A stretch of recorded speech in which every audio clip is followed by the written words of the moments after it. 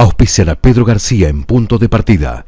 Personal. Universidad del Norte Santo Tomás de Aquino. Superior Gobierno de Tucumán. Caja Popular de Ahorros. EDET Sociedad Anónima. Municipalidad de San Miguel de Tucumán. Zimmerman Muebles. ¿Quién es Peli? Disculpe, no lo conozco. No sé, no lo conozco, yo no sé quién es, sé que es un funcionario de Buenos Aires, no lo conozco, digamos, no sé. ¿Quién es Peli? Disculpe, no lo conozco.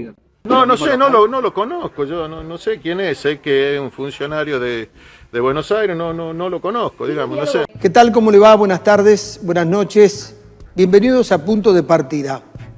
Al doctor Juan Mansur habría que explicarle que Lisandro Catalán, al igual que él es tucumano y al igual que él se fue de la provincia, seguramente buscando otros horizontes a los que le prometía su comarca norteña. A Mansur hay que recordarle que cuando él vino en el 2003 a ser ministro de Salud de José Alperovich, también nadie lo conocía, y en 2007 ya fue vicegobernador, y en 2015 fue gobernador, en ambos cargos por 2 periodos.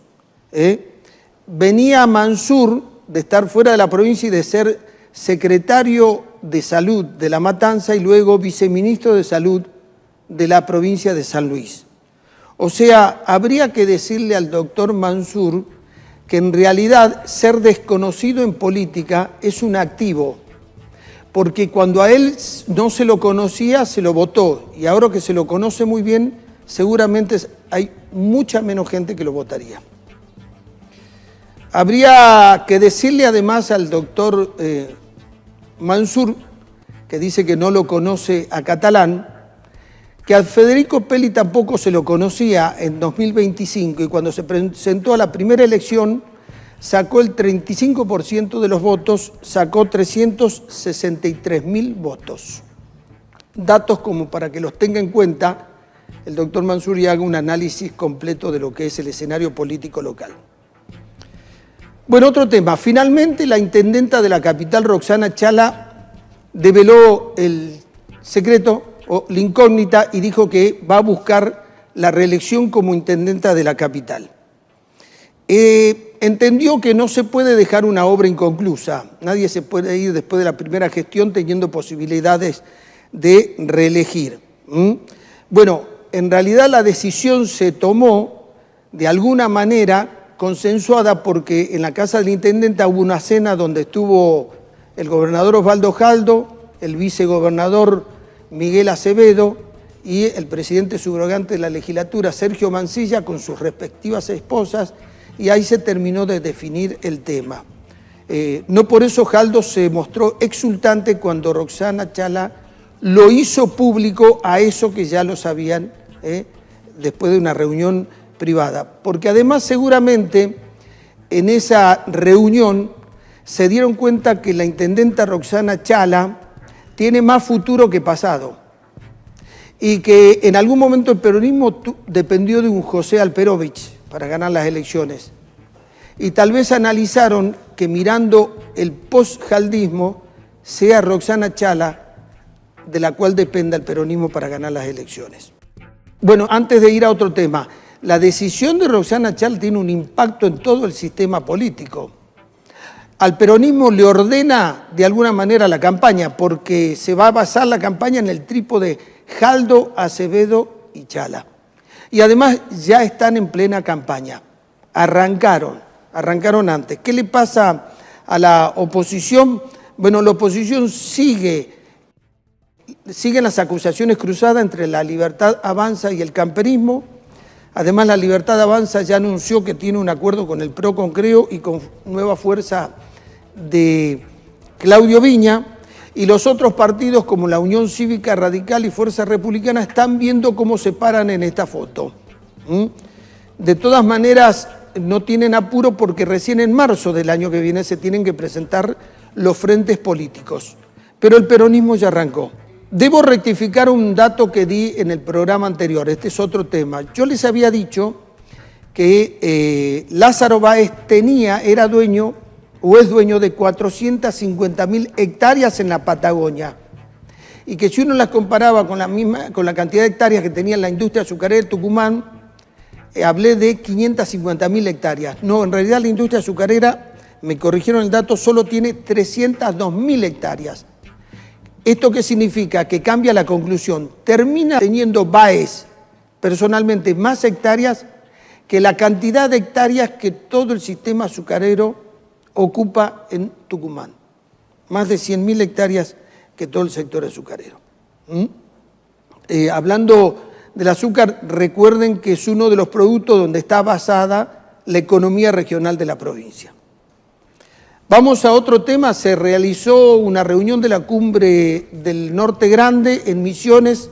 Ahí participó Jaldo. Estuvo Diego Santilli como jefe de gabinete hablando con los gobernadores. ¿Qué le plantearon los gobernadores? Primero, inversiones de la nación en obras públicas. Segundo, equidad en la distribución del gas, porque se distribuyó más en el centro del país que en el NOA. Las industrias tuvieron menos gas disponible, o sea que el gas que venía era mucho más caro y rompe la ecuación económica de la actividad privada en Tucumán, sobre todo la actividad citrícola. También le plantearon el tema de la electricidad y le plantearon de cómo puede impactar el fenómeno del Niño, las grandes tormentas que vendrían entre septiembre y enero, y cuánto la nación podría colaborar para hacer las obras que se tienen que hacer. Sería interesante conocer cómo se sintió Jaldo en esa reunión, porque en esa reunión estuvo sentado con gobernadores que, al igual que Jaldo, le dan los votos en el Congreso a Milei, pero resulta que hay provincias con menos habitantes como Jujuy, Santiago del Estero y Salta que reciben el doble y hasta el triple de fondos por parte de la nación. O sea que Jaldo, que fue el primer gobernador en romper con el peronismo y darle los votos a Milei, recibe menos que los otros gobernadores, y sobre todo Santiago del Estero de Zamora, un radical hecho kirchnerista. Bueno, habría que ver cómo esto lo metaboliza políticamente Jaldo y cuál va a ser su actitud hacia adelante respecto al diálogo con el gobierno. Otro tema, un tema delicado. A mediados de julio la Corte Suprema de la provincia emitió un fallo para dejar sin efecto el fallo de la Sala 3 de la Cámara Penal Conclusional, que había condenado al exintendente de Tafí del Valle, Jorge Yapura Astorga, por casos de corrupción, enriquecimiento ilícito, incumplimiento de los deberes de funcionario público y negociaciones incompatibles con la función pública. La Corte Suprema de Justicia de la provincia le dijo que hay que dictar otro fallo y volver a analizar ese caso. El juez preopinante es Daniel Leiva, el presidente de la Corte Suprema de Justicia de la provincia, quien fue fiscal de Estado. Es el mismo juez al que el ex juez Enrique Pedicone lo denunció y lo grabó en una reunión donde supuestamente Leiva le pedía al ex juez Pedicone que mantenga picando bajito la causa, una causa contra Bussi. Recuerden que al ex juez Enrique Pedicone, la Comisión de Juicio Político lo destituyó y ahora el caso lo tiene la Corte Suprema de Justicia de la Nación, quien va a decidir si se lo restituye en el cargo o si está bien la separación de la justicia. Ahora se conoció que la justicia le dijo al legislador Manuel Curel, al que denunció a la intendenta Raquel Graneros de haber comprado una casa en Las Yungas por más de $1 millón y que aparecía como deudora en las expensas. Bueno, la justicia le dijo a Manuel Curel, usted no puede ser querellante. Y este dato llamó la atención en el fuero, porque pareciera que entonces va a quedar en la nada, que no va a haber una investigación como esperamos. Porque además a este hecho le tenemos que juntar otro acontecimiento. Raquel Graneros estuvo en el palco durante el desfile del 9 de junio, en el palco oficial. Y se sacó fotos con la vicepresidenta Victoria Villarruel. Hay sospechas de qué puede pasar con este caso. Con el tema de la obra social de prensa estamos haciendo una investigación. También estamos analizando los actores que están dando vuelta alrededor de este caso de la obra social de prensa, donde hubo denuncias de José Gijena en contra del manejo de la obra social, bueno, estamos haciendo una investigación que ya la vamos a dar a conocer porque creemos también que en esto no va a pasar nada. Recuerden que Paola Tacacho la asesinaron porque la justicia no le dio el resguardo necesario frente a su asesino. Esto ocasionó que se lo separara del cargo al ex juez Francisco Pisa. Y que Paulina Levos encontraron a los cómplices, pero no, la justicia no quiso encontrar al autor del femicidio. ¿Por qué hago este comentario y digo que es un tema delicado? Porque desde el 83 hasta la fecha se consolidó la democracia como sistema político donde vamos a votar con una determinada periodicidad que establece la Constitución. Pero hay dos deudas que hay que saldar en la Argentina. Una con el bienestar, una con la calidad de vida. Hemos tenido muchas crisis y muchas devaluaciones y hoy muchos argentinos, a pesar de que trabajan con ahínco, con esfuerzo, no llegan a fin de mes. Esto de ser mendicantes, trabajadores mendicantes en su país, no hace a la República. Y la otra deuda es con la justicia. El funcionamiento de la República no es bueno si la justicia no es el último resguardo que tienen los ciudadanos y es lo que no sienten los ciudadanos. La justicia hoy tiene un desprestigio del 94%. Se lo traduzco, solo el 6% de los argentinos creen en la justicia. ¿Qué sostiene este 94% que no creen en la justicia? Que los jueces son influenciables políticamente, que los jueces son influenciados por el poder económico y que además que la justicia es ineficiente. ¿Entienden por qué hice todo este raconto de los casos judiciales que hay pendientes en Tucumán y por qué hay una sensación que no van a llegar a nada? Además tienen que tener en cuenta algo. Dentro de las encuestas de los temas que más preocupan a los argentinos, la corrupción está dentro de los 3 temas más preocupantes de los argentinos. Y eso es porque la justicia tiene muy mala imagen. En realidad, en la Argentina hay corrupción y hay impunidad, que son las 2 caras de una misma moneda. 4 temas nacionales. El primero, la inflación de julio fue el 2,1%. Con esto se cortó la racha de 3 meses de caída del índice inflacionario y además no se cumple lo que dijo el presidente de la Nación, Javier Milei, que en agosto íbamos a comenzar con inflación del 0, las proyecciones para este año es que la inflación va a ser del 29,8%, muy por debajo de lo que fue la inflación 2025, que fue del 31,5%. Los analistas que dicen, a partir de agosto y hasta enero, la inflación, el índice va a caer y va a comenzar con menos de 2%. El otro tema importante, la reunión entre la Libertad Avanza y el PRO. ¿Por qué es importante? Porque entendió Milei, a pesar del discurso oficial, que solo no puede, que hay malestar en la sociedad, que crece el mal humor. Por lo tanto, necesita volver a hacer un acuerdo con el PRO, que tiene sobre todo el electorado de centro. Bueno, hizo que Mauricio Macri converse telefónicamente con Karina Milei. Ahora, ¿qué espera la política y el mercado? Que Milei lo reciba a Macri como lo recibió en octubre del año pasado cuando comieron milanesa, pero se terminó la reunión abruptamente porque Milei le comunicó a Macri que estaba en ese momento separando del cargo a Guillermo Francos. Algo que le había molestado enormemente a Mauricio Macri y se lo dijo en ese momento en la reunión, las relaciones se cortaron. El otro hecho importante políticamente es el peronismo que se despertó. Vieron que pareciera que se suspendió la interna, se reunieron Massa, Kicillof y se reunió Máximo Kirchner. Algunos gobernadores también participaron, Jaldo obviamente que no lo tienen en cuenta porque Jaldo rompe con el bloque del peronismo cuando le da los votos a Milei desde que comienza la gestión.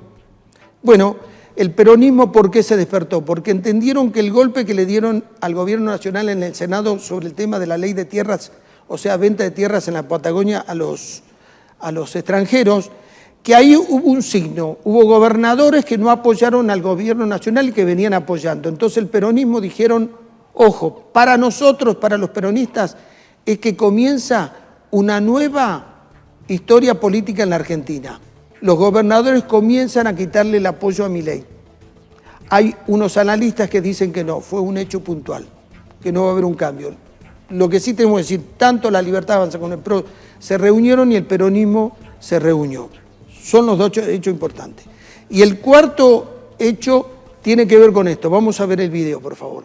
De que Candela tuvo un paro cardíaco, yo me comunico con el portero, después de que yo le hago RCP a Candela, y esto Candela también lo tiene que saber y lo tiene que ver, yo la quiero ver porque le quiero mostrar lo que le pasó. Afirma que la joven tuvo un paro cardíaco, que le hace RCP, la saca del paro. Ahora, impresionante, ¿no? Porque tuvo el paro, la saca del paro y ella se convierte en una atleta olímpica corriendo por Avenida Libertador. Es una cosa realmente... La última vez que vi algo así fue Jesucristo con Lázaro.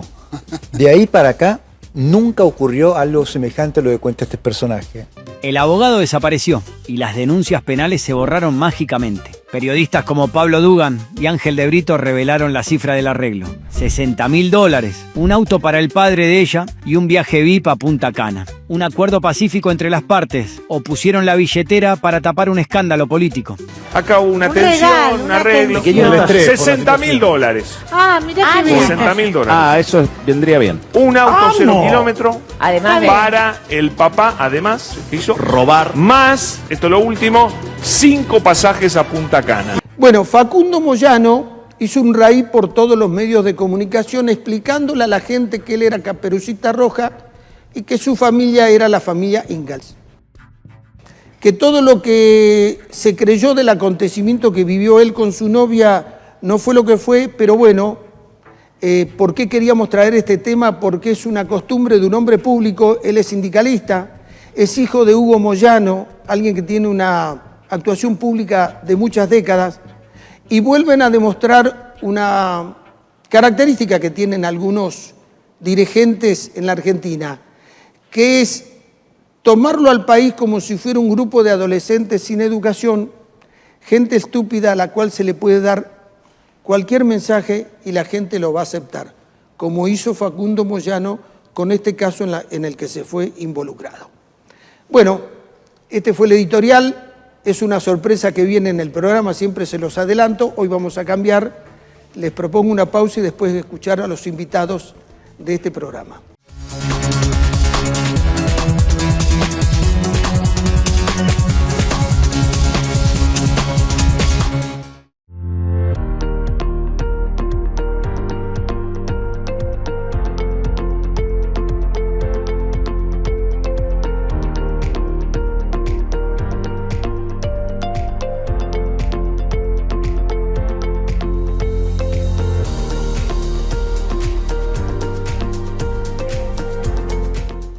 Esta semana no te podés perder el sorteo de Tuki 10. No, de ninguna manera. 129 millones pueden ser tuyos. Sí, con Tuki 10. Además, un seguro sale de más de 9.600.000 pesos y algunos de los 10 premios por número de cartón de 700.000 pesos. Anotá esto, cartón color verde. Ya tenés el tuyo. 129 millones con Tuki 10. Tuki 10.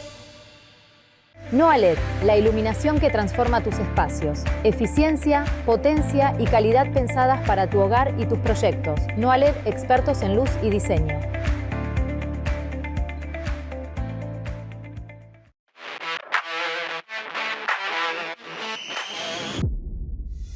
Barrio Victoria.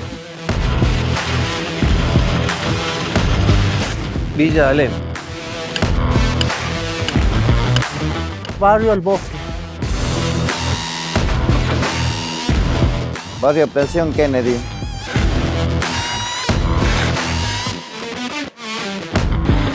Barrio Victoria. Barrio Padremonte. De la periferia al centro, seguimos trabajando por la ciudad que queremos. Amigo, tenemos un planazo. Uy, chicos, me fui re lejos. Consigan un reemplazo. Listo. ¿Cuál es el planazo? Arrancamos por la ciudad, música, comida, partido. Después conectamos con la naturaleza. Pedaleamos y recargamos energías. y terminamos con altas vistas. ¿Eso se grabó acá? Sí, y ganó premios.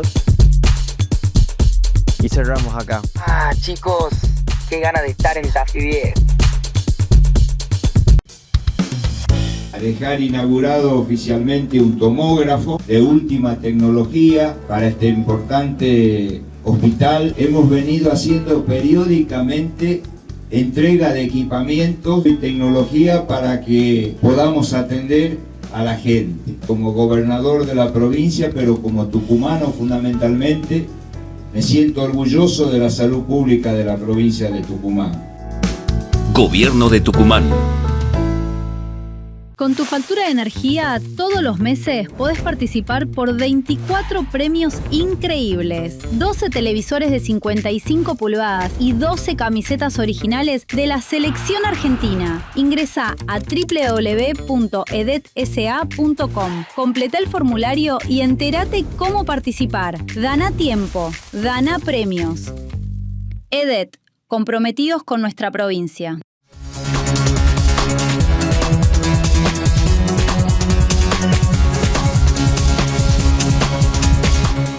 Sergio Díaz Ricci, qué gusto tenerte en el programa. No, yo encantado de poder estar aquí después de un buen tiempo. Bien, le vamos a contar a la gente que vos sos participante de un hecho histórico para la Argentina, que fue el juicio en YPF. En Estados Unidos, nosotros tuvimos un primer fallo en contra de la jueza Lorena Presca, donde condenó a la Argentina a pagar 16.000 millones de dólares. Era un golpe a las finanzas mortal para la Argentina. Y después la Corte de Apelaciones del Sur de Manhattan, en marzo del año pasado, dio vuelta a ese fallo y hizo otra interpretación con los argumentos a favor de la Argentina, argumentos en los cuales vos tuviste una participación. Contale a la gente. Bien, bueno, verdaderamente es un hecho histórico para Argentina, que un fallo que nos comprometía el Producto Bruto Nacional por 2 años, prácticamente. 16.000 millones más intereses del 6%, o sea, 18.000 millones a pagar. Inclusive la Argentina fue conminada a pagar entregando el 51% de las acciones de YPF por la jueza Lorena Presca. Esto pasó a la segunda instancia. ¿Por qué el sur de Manhattan? Porque uno se preguntara qué tiene que hacer este juicio allí. Bueno, lo que ocurre es que los actores, los demandantes, que es el grupo Burford, que ya es Petersen, cotizan acciones en la bolsa de Wall Street. Y el distrito de Manhattan Sur, estos jueces están ahí a 5 cuadras de Wall Street. Eso es lo que habitualmente le corresponde por jurisdicción.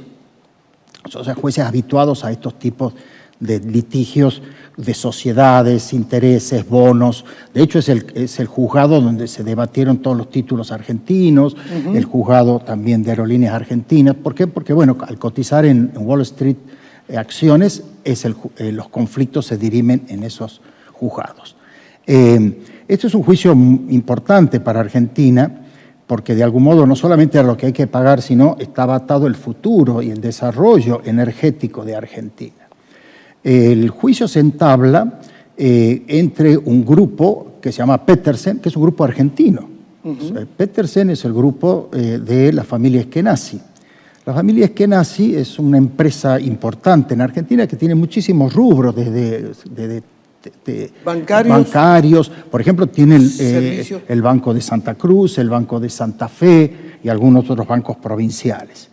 Tiene servicios, tiene provisiones. Bueno, es un holding argentino. Este grupo estableció unas sociedades en España y se llamaron Petersen. Ya el grupo se llama Petersen. Instituyó 2 sociedades anónimas en España. Esas sociedades anónimas arreglan con quien manejaba en ese momento YPF, que era Repsol, que era una empresa española. Habría que retortarse un poquito. YPF fue privatizado y fue entregado, las acciones fueron vendidas. Es una sociedad anónima, es una sociedad privada. YPF es una sociedad privada. Lo sigo siendo actualmente. Sigue siendo actualmente, no cambió su naturaleza jurídica. Las acciones de YPF, casi el 100%, fueron entregadas al grupo Repsol, que es un grupo de energía petrolera en España. Ese grupo le vendió el 25% de las acciones a Petersen. En un acuerdo muy cuestionado, porque Petersen se comprometía a pagar el valor de esas 25% de acciones con las utilidades del propio YPF. Así es, cualquiera hace negocio, ¿no? No, claro. Bueno, a raíz de la expropiación de YPF, se expropió el 51% de acciones, eso hay que aclararlo, no se expropió la empresa. No, el 51% solo de Repsol. Exactamente, de Repsol. Quedaban otros inversores. Los 49% estaba distribuido en varios accionistas, entre ellos Petersen con el 25%, que acababan de ingresar a la empresa en el 2009, si no lo recuerdo mal. Bueno, a raíz de que se hace la expropiación, empieza el Estado Nacional a ser titular del 51%, por lo tanto tiene la dirección de la empresa. Esto fue por un acto soberano. La expropiación es un acto que está en la Constitución. Hoy que se debate de protección del derecho de la propiedad privada, eso está en el artículo 17 de la Constitución. Es un artículo que ni siquiera la de Estados Unidos lo tiene, donde la expropiación tiene que ser por causa de utilidad pública, previamente indemnizada. Unas garantías superlativas están en la Constitución. No hace falta ley. Bueno, pero además Argentina expropia y le paga al grupo Petersen porque la Constitución exige previa indemnización. Entonces, eso se demoró como 2 años, el Tribunal Nacional de Tasaciones determinó el valor, se le pagó $5.000 millones, eso lo aceptó Repsol al entregar al ser expropiado el 50%. Con eso la Argentina tiene, digamos, el dominio de la empresa. ¿Por qué Petersen le inicia juicio a la Argentina? Bueno, ahí está el punto. Petersen tenía una cláusula, es decir, todos los socios, el estatuto de YPF determinaba de que cuando había un socio que adquiría la mayoría, debía ofrecerle la compra de las acciones a los otros socios. Es una especie de garantía de que si cambia de figura dominante, dirigente dentro de la empresa, los otros socios pueden vender sus acciones y salir de la empresa. Bueno, ese fue el objeto del juicio. ¿Por qué no me ofreciste la compra de las acciones?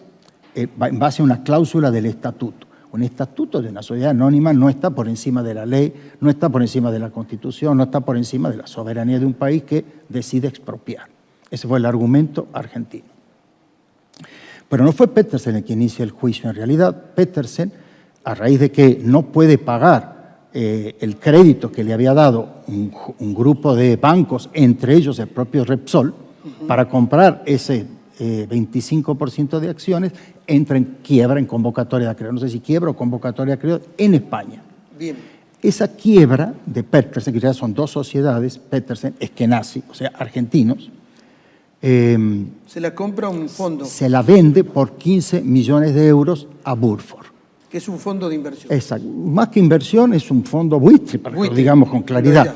Son fondos, se llaman fondos de cobertura, hedging fund se llaman. Es un estudio jurídico inglés de Londres que cotiza en Wall Street, que compra empresas en situaciones críticas financieras y lleva adelante los juicios.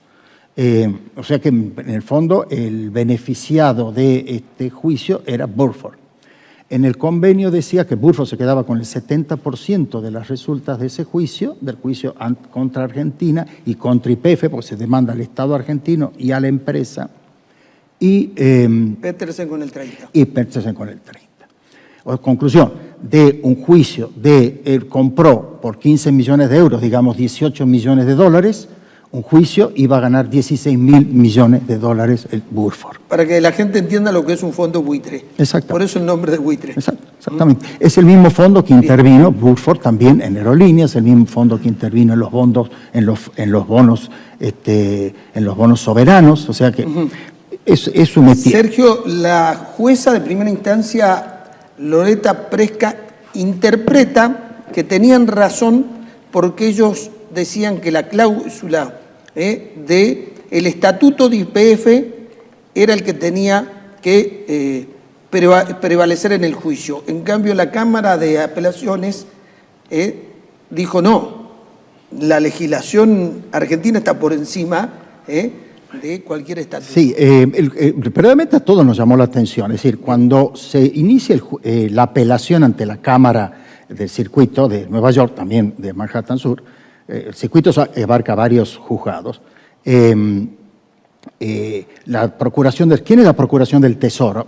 Con un nombre un poquito arcaico, es la Fiscalía de Estado. O sea, el abogado del Estado que está junto al presidente. Se llama Procuración del Tesoro. La Procuración del Tesoro convocó a grupos de especialistas de derecho privado y de derecho público. El de derecho privado encabezado por el profesor Manóvil, que es un gran profesor que hace derechos societarios, y el derecho público encabezado por Alfonso Santiago, también un gran profesor de derecho constitucional. Y así fuimos convocados distintos profesores, docentes, etcétera, de distintas universidades de todo el país, como amicus curiae.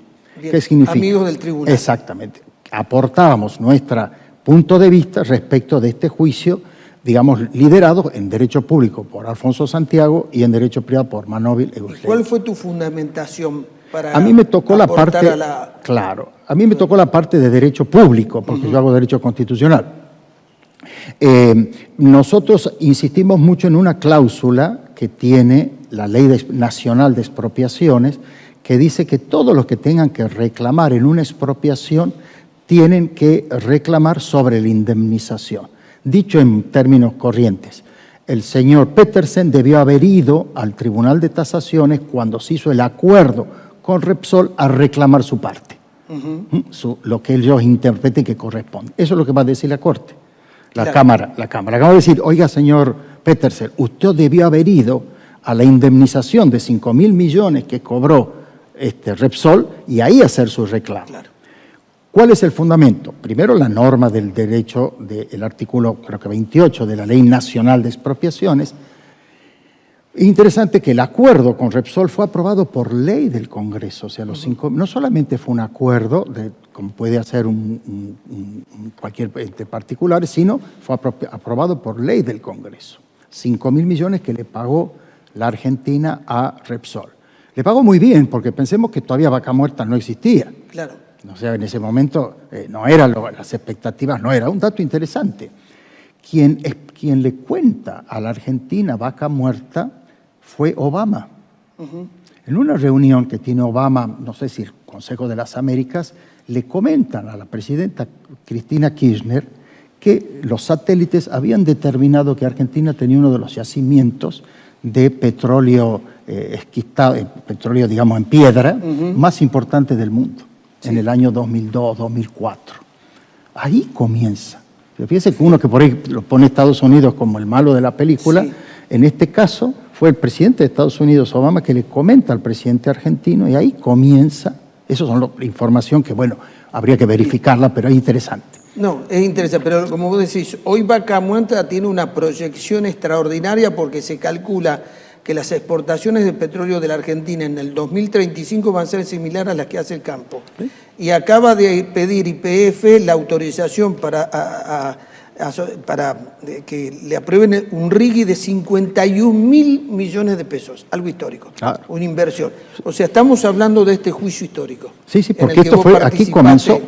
Con fundamentación. Y muy interesante también la fundamentación de derecho privado. ¿Qué es lo que dijo la Cámara de Manhattan? El derecho de Estados Unidos es igual al derecho argentino. Los socios no pueden reclamarse entre sí, es decir, Petersen no puede reclamarle a Argentina, al Estado argentino, dueño del 51%. Usted debió haber reclamado a YPF en la asamblea que se llevó a cabo con los socios y en donde se fijó, donde se acordó la indemnización. Sergio, muchas gracias. Algún día vamos a contarle a la gente cuando como defensor del pueblo trajiste a veedores de la UNESCO para que hagan un informe sobre el electroducto de Minera Lumbrera que arruinó el paisaje en Tafí del Valle, hizo un informe lapidario y todo eso tuvo como germen la Defensoría del Pueblo. Así es. Algo que parecía impensado que desde una Defensoría del Pueblo, una provincia, se pueda hacer que la UNESCO vote a favor y mande de veedores. Así es, muchas gracias. Eso para tu programa. Muchas gracias. Gracias, Sergio. Ya volvemos.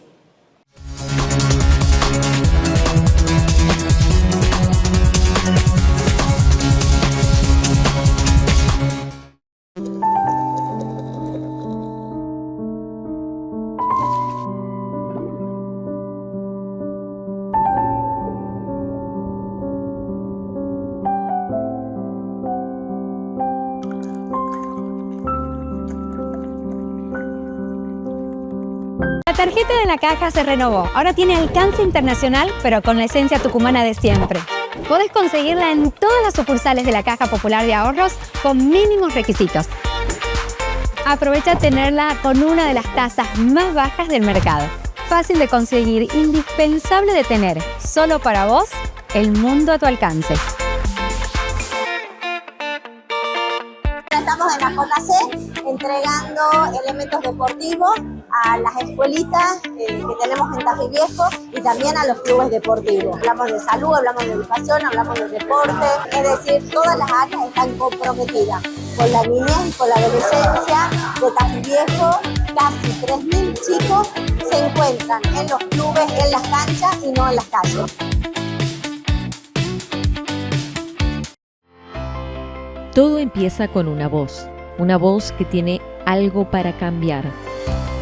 La de una madre que necesita más inclusión y acompañamiento. La de quienes buscan reglas claras para ejercer su profesión. La de un joven que quiere oportunidades. La de cada tucumano y tucumana que todos los días sale adelante. En la legislatura de Tucumán elegimos estar en los barrios, en las instituciones, en cada lugar donde hay una realidad que atender, escuchar y transformar.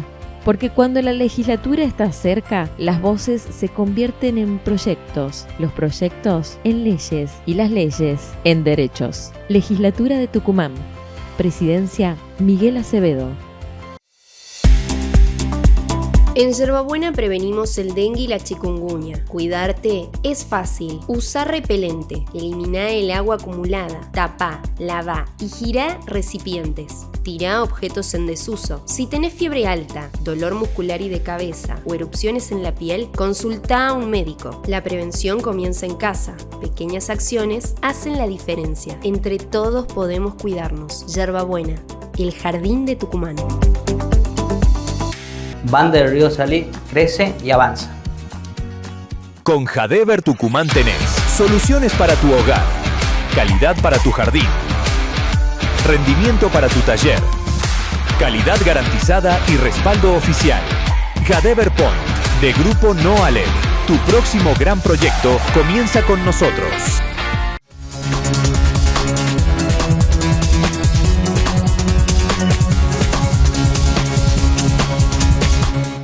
Álvaro Blasco, muchas gracias por tu visita al programa. Muchas gracias por recibirme, Pedro, y por invitarme. Le cuento a la gente que vos sos productor, además sos ingeniero agrónomo.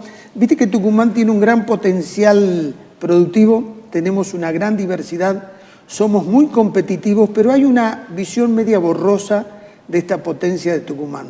¿Por qué no nos contás cómo está el sector del campo en Tucumán? Bueno, me parece espectacular esto que decís, Pedro, potencia. El potencial muchas veces vuelve potencial si no lo convertimos en realidad, ¿no?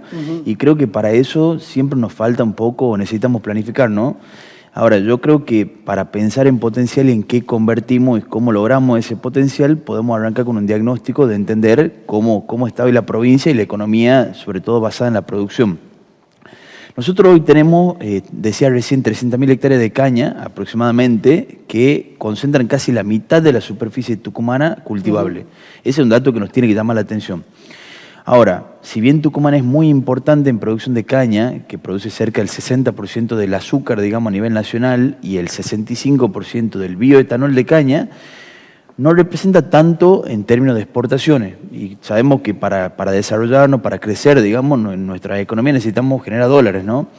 Bueno, pasemos a lo que sí genera dólares, que es el limón. Bueno, el limón hoy ocupa cerca de 40.000 hectáreas, digamos. Sí, me llamó la atención la poca cantidad de hectáreas que ocupa el limón, sin embargo ocupa el 54% de la exportación, el complejo limonero, digamos, de entre los derivados, el limón fresco y demás.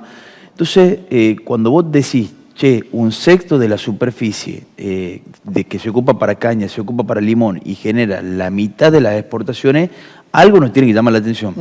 Ahora, entendemos que la caña tiene un límite, digamos, porque o va azúcar o va alcohol, pero el bioetanol puede ser una oportunidad. Ahora, el tema del limón es un commodity, dependemos del mundo y de la oferta del mundo para entender el precio. Y también tenemos otro factor adverso como el tema del HLB, que es una amenaza grave para la actividad limonera, Y cuando vos ves que la economía de la provincia, la mitad de las exportaciones, o más de la mitad de las exportaciones, dependen de un cultivo que está amenazado, y también la mitad de la superficie está cultivada con un producto que no genera más de un 15%, 17% de las exportaciones, algo nos tiene que llamar la atención, y eso para mí es como una mesa que tiene solamente dos patas, y eso para mí pero genera una dependencia y una vulnerabilidad, ¿no? Esa dependencia nos vuelve vulnerables económicamente hablando como provincia. Álvaro, para completar tu análisis, 300.000 hectáreas de azúcar. De caña y 40.000 de limón. 40.000. Y en el medio tenés la soja. Tenemos soja. Y trigo. Exacto. Que también son commodities. Exacto. Entonces, lo que está comoditizado depende un poco más del mundo, digamos, y si hay una guerra o no, ahí vamos a depender cómo nos va, ¿no? Pero también Tucumán, así como hablamos de esta dependencia estructural que se da en estos dos cultivos, tiene un potencial tremendo por otros cultivos, como por ejemplo la palta, del cual somos el mayor productor nacional con el 70%, la frutilla, el arándano, que somos segundo o tercer productor de Argentina también, y la diversidad de productos que tenemos. Entonces creo que tenemos muchos motivos para creer en el potencial tucumano, el potencial estar orgullosos del sector productivo que tenemos, porque realmente somos competitivos, pero es importante entender y pensar cómo vamos a convertir ese potencial en realidad. Bien, vos lo que estás diciendo es, así como están dadas hoy las cosas, hay que replantearnos. Tenemos que pensar, creo que vivimos de ciclos políticos de 4 años, 8 años, y tenemos que pensar, bueno, nos pongamos de acuerdo en 10 cosas para los próximos 30, 40, 50 años. ¿Queremos potenciar la industria textil o queremos potenciar la industria limonera? ¿O cómo vamos a hacer si llega el HLB? Porque vos tenés 100.000 puestos de trabajo seguro, entre directo e indirecto, entre la caña y el limón. ¿Cómo redirigís toda esa gente si el azúcar en el mundo no se está consumiendo cada vez más? Hay un límite. Bueno, está bien, el bioetanol aparece como para subsanar y cubrir esa capacidad instalada que tenemos, que es muy importante, acompañada de la historia, nuestra cultura cañera, digamos, de Tucumán. Está bien el bioetanol, pero con el limón, ¿qué hacemos si llega el HLB? Ahora, explicarle algo a la gente. No estás diciendo que haya 100.000 hectáreas de limón porque la sobreproducción hace caer el precio. Claro, no, y llegamos a las 50.000 hectáreas, digamos, en los últimos 5 años fueron bajando. Vos lo que estás apuntando, entiendo, es a poner valor agregado. Necesitamos poner valor agregado y diversificar. Es fundamental apostarle a distintos cultivos. Viste que ahora hay inicios de siembra de café, hay algo ahí. El tema de los vinos, el tema del té. El tema del café, el tema de la nuez pecan, el tema de la palta, me parece interesante para distintos sectores, digamos, de Tucumán, pero es importante no quedarse con uno solo y pensar en planes que sean integrales y ataquen distintos sectores, porque el café, por ejemplo, nosotros decimos, el café puede ir en el pedemonte, que nosotros tenemos cerca de 9.000 hectáreas, digamos, de pedemonte, que hoy son monte y no se usan para nada. Ahí podría ir el café, por ejemplo, pero no podemos quedarnos solamente con atacar con el café, pensar en el café, necesitamos una propuesta integral de diversificación que plantee a los próximos 30 años qué provincia queremos y en qué queremos que se base nuestra economía. Primero en materias primas, después dándole valor agregado, por supuesto, porque es fundamental para poder generar puestos de trabajo de calidad y bien remunerados, ¿no? Bien, te propongo un desafío, no sé si es posible, que vengas y de vez en cuando conversemos y nos digas ¿cuál crees que vos son las medidas propositivas que llevarían a Tucumán a aprovechar, a crecer en diversidad productiva, en potencial productivo y ponerle valor agregado? ¿Te parece interesante? Me parece para que la gente vaya entendiendo? Porque te repito que creo que hay una imagen algo tenue de lo que es este potencial que tiene la provincia. Y yo creo que sí, Pedro, yo creo que todos tenemos motivos para estar orgullosos de con lo que producimos y todo lo que somos como tucumanos, y creo que hay algo clave ahí en lo que vos mencionás, la palabra propositivo. Cada vez que hablamos de Tucumán, me parece, o de la situación, creo que también tenemos que hacerlo con propuesta y no solamente como una crítica. Así que me encanta la idea y acá vamos a estar cada vez que me necesites. Compromiso público, Álvaro. Compromiso público. Gracias, Pedro. Periódicamente te vamos a esperar. Muchas gracias, Pedro. Ya volvemos.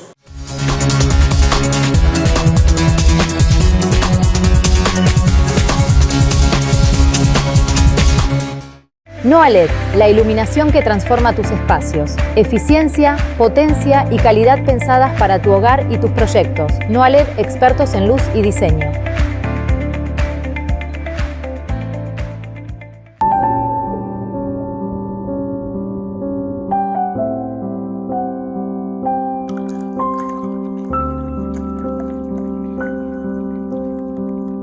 Estamos en la JC entregando elementos deportivos a las escuelitas que tenemos en Tafí Viejo y también a los clubes deportivos. Hablamos de salud, hablamos de educación, hablamos de deporte, es decir, todas las áreas están comprometidas con la niñez y con la adolescencia de Tafí Viejo. Casi 3.000 chicos se encuentran en los clubes, en las canchas y no en las calles.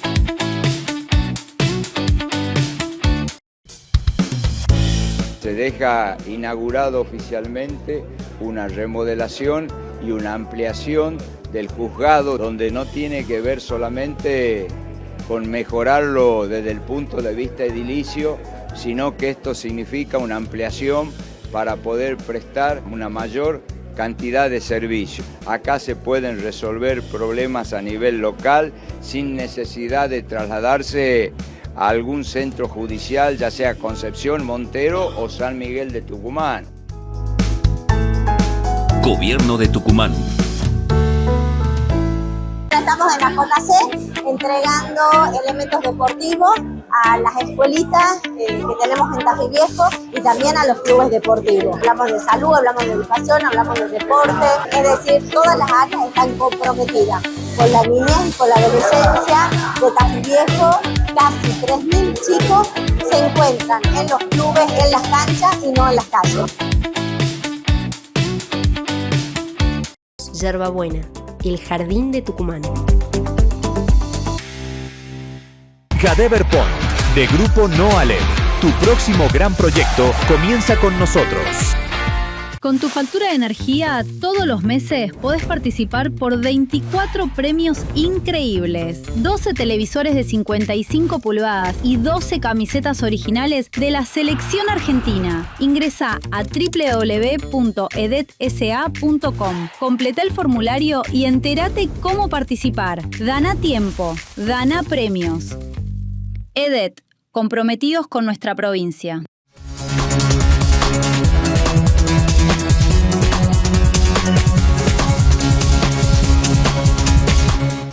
Querido Álvaro, ¿cómo andamos? Muy bien, querido Pedro, ¿cómo estás Viviendo el segundo semestre del año. Qué bárbaro, ¿no? El resto del año. ¿Por qué le tenemos la sensación que el tiempo pasa más rápido? Aunque en realidad el tiempo no existe, pero bueno, esa sería otra discusión. Me parece que es una herencia romana por los idus.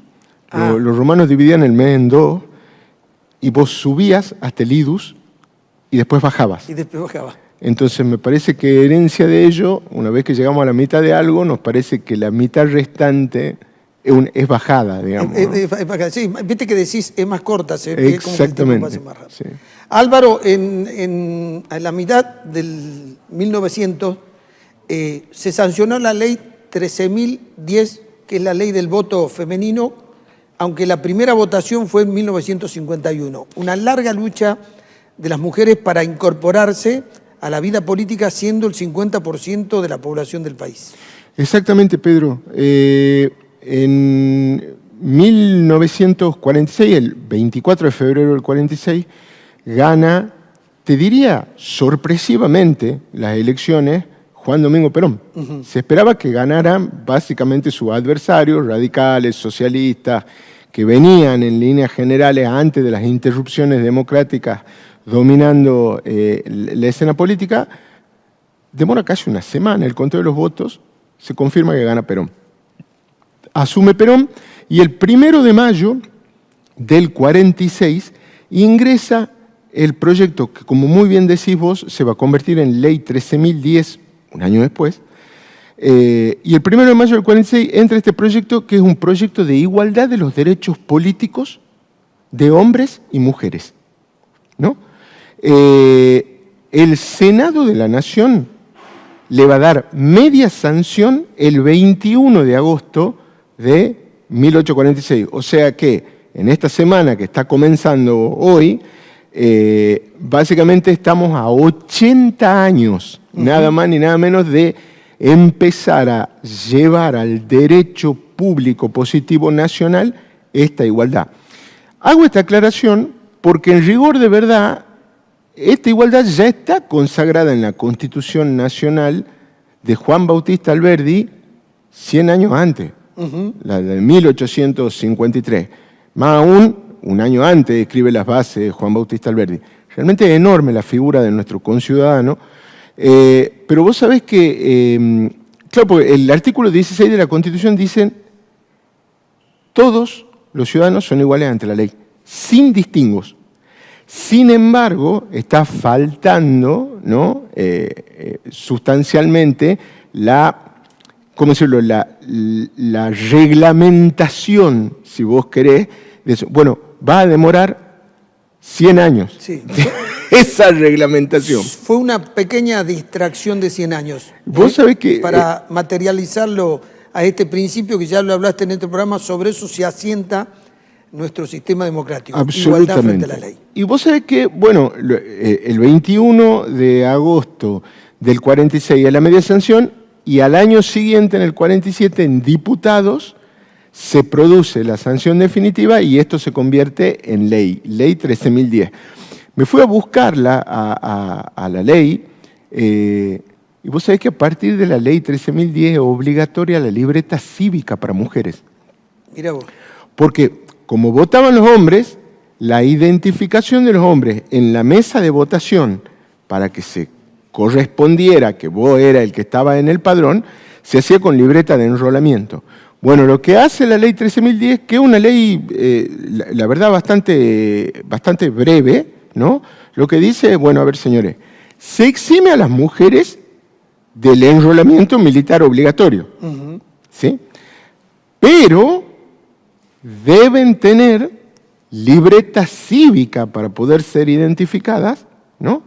Por un lado, lo que establece además en segundo lugar es que tienen la obligación de que alcanzada la mayoría de edad, así como los hombres se tenían que enrolar cuando vos ibas a actualizar lo que hoy es el DNI, vos tenías que actualizar la libreta de enrolamiento, bueno, las mujeres tenían que actualizar la libreta cívica, y si no estaba establecida una multa, creo que era de 50 pesos de la época, para quienes fueran infractoras a esa ley de enrolamiento, que era la actualización del DNI, alcanzada la libreta cívica en este caso, alcanzada la mayoría de edad.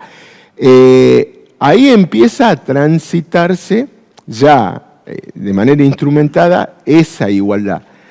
Y como conversábamos cuando vos estabas produciendo, digamos, el contenido de este programa, nos parecía muy idóneo hablar de esta cuestión porque estos son momentos en los que increíblemente hay sectores que están cuestionando el mismísimo derecho a voto de la mujer, ¿no? Es decir, mientras que en la Argentina se trata de seguir avanzando con la ley de igualdad de género, ya no solamente en las listas de candidatos, sino también en los cuerpos colegiados que no son electivos, o sea, igualdad de género también para las Cortes Supremas, también para los tribunales, también para los colegios de profesionales y un largo etcétera de cuestiones. En Estados Unidos ha surgido una iglesia que se reivindica protestante, particularmente dentro del protestantismo reformista, que se llama en inglés King's Way, que sería algo así como el camino del rey, que sobre la base de una interpretación literal y francamente totalmente descontextualizada de la historia y de este momento, sostiene que hay que bregar por la sumisión de la mujer respecto de los maridos. O sea, en primer lugar, ¿no? La función de la mujer es solo en tanto en cuanto casada y después de casada sumisa.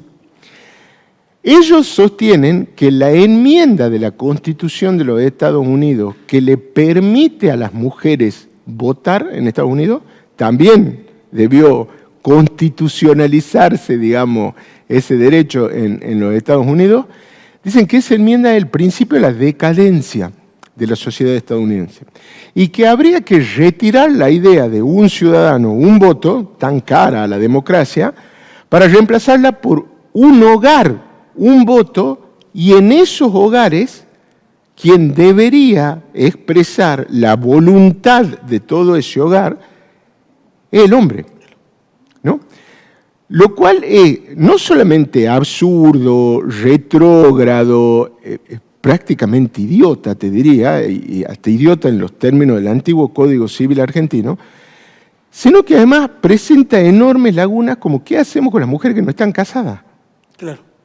Y que componen hogares monoparentales, ¿no?